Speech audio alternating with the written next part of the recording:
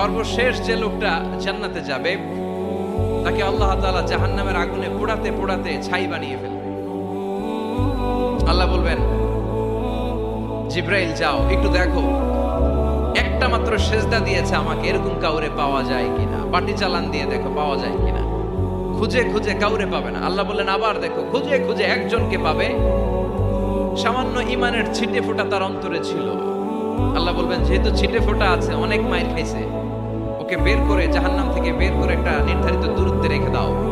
রেখে দেয়া হবে, কিন্তু জাহান্নামের আগুনের লেলিহান শিখাতে তার গা ঝলসে যাবে। সে আল্লাহর ডেকে বলবে, মাবুদ তোমার কাছে আমি কিছু চাই না,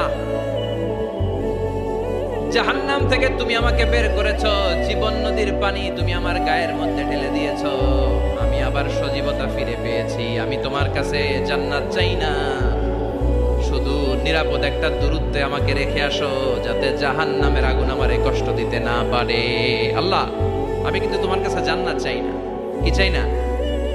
জান্নাত চাই না, কিন্তু জাহান্নামের আগুন আমারে কষ্ট দিচ্ছে, এতটা দূরত্বে রাখো যাতে জাহান্নামের আগুন আমার গায়ে না লাগে। আল্লাহ বললেন ওকে রাখবো, কিন্তু আমার সাথে একটা কন্ট্রাক্টে যেতে হবে, যে এটা তোমাকে দিলে তুমি আর নতুন করে কিছু চাবা না। সে বলবে আমি রাজি, কন্ট্রাক্ট হয়ে যাবে। আল্লাহ জিব্রাইলকে বলবেন যাও এমন দূরত্বে রাখো যাতে জাহান্নামের আগুনের কষ্ট না দেয়।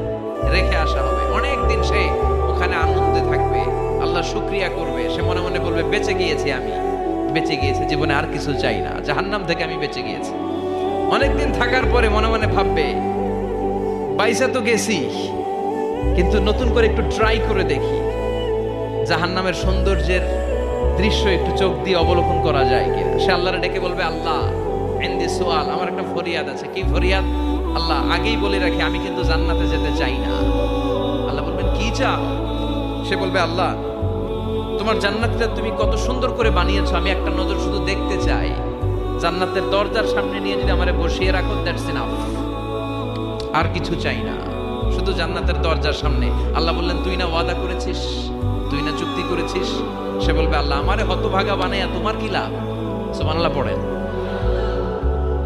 আমারে তুমি হতভাগা বানিও না। আল্লাহ বলে ঠিক আছে, আবার সিগনেচার কর যে জান্নাতের দরজার সামনে বসিয়ে দিলে আর কিছু চাবি না।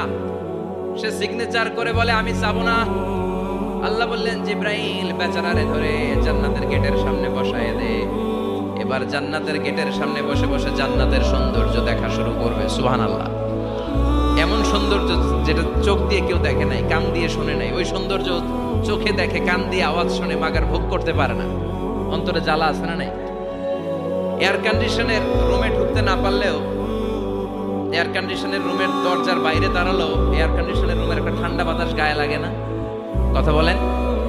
ও যখন জান্নাতের দরজার সামনে দাঁড়াবে, ওর গায়েও এরকম জান্নাতের ঠান্ডা বাতাসের হিমেল ছোঁয়া গাটাকে শীতল করে দিবে।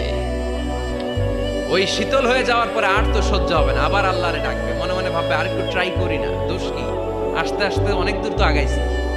সুবহানাল্লাহ কইবেন না? এবার আল্লাহরে বলবে আল্লাহ ইনদি সুআল, আল্লাহ তুমি যদি কোনো বিষয়ে নতুন করে ডিসিশন নাও,